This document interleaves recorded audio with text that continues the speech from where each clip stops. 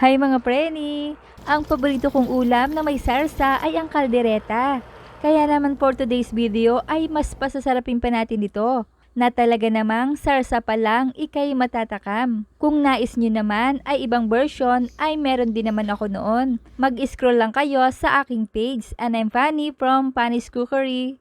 Ikat lang natin itong 1.2 kilograms na beef into serving pieces. At para sa kompletong listahan ng mga sangkap ay panoorin ang video hanggang dulo. Ilagay sa bowl at lagyan natin ng 1 teaspoon ground black pepper at 2 tablespoon itong sauce na to. Basahin nyo na lang ha. Ito ay magbibigay din ng extra linamnam. Then 1/4 to 1/3 cup of soy sauce. Taste accordingly. I-mix natin to combine and i-marinate natin for at least 1 hour. Takpan natin. Then 1 hour later ay super tasty na nito. Haluin ulit natin. Then set aside muna. Hiniwa ko na rin ang iba pang mga sangkap. Initin ang mantika sa kawali at kapag mainit na ito, ay fry lang natin ang bell pepper for 1 minute. Then remove natin from pan, set aside. Also fry the carrot and potato until half cooked. Remove natin from pan and set aside din. In the same pan, i-melt natin ng butter, 2 tablespoon ito. Saute the garlic until fragrant.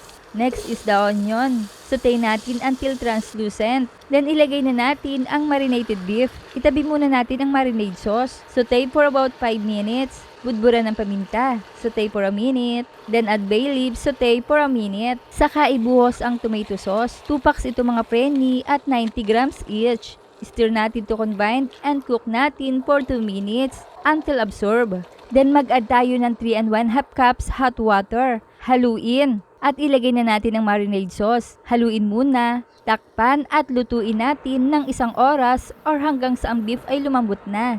Stir occasionally to cook evenly. Then iset natin over medium to medium heat at lagyan natin ng liver spread. Ang total nito ay 1 small can. Kumuha lang ako dito sa malaking lata. Stir to dissolve. Then maglagay din tayo ng 2 tablespoon of peanut butter. Stir and simmer for 3 minutes. Saka ilagay ang carrot, potato, and red chilies. Lutuin natin hanggang sa ang carrot at patatas ay lumambot.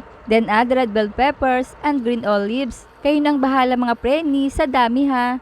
Haluin at sprinkle natin with grated cheese. Para naman ma-cheesy ang ating sarsa. Haluin natin at lutuin hanggang sa lumapot. Ay grabe, napakabango mga preni. Very inviting. Ayan, turn off the heat. Luto na at pwede na tayong kumain. Pero transfer muna natin sa bowl. At kung nakabot kayo sa punto ng bidyong ito ay mga tagasa naman kaya ang nakapanood ng video kong ito. Hello po sa inyo at maraming salamat. Itsura pa lang ng sarsa ay masarap na. Eh di lalo na kapag natikman. Ito mga preni ay sariling version ko ha. Kain na po tayo. Ay grabe ang sarap talaga. Try na. At kung hindi pa kayo nakapollow sa aking page ay ipollow nyo na ako. Para updated kayo sa mga reseping ibabahagi ko pa. Huwag kalimutan, cook with love. Thanks for watching. Bye bye!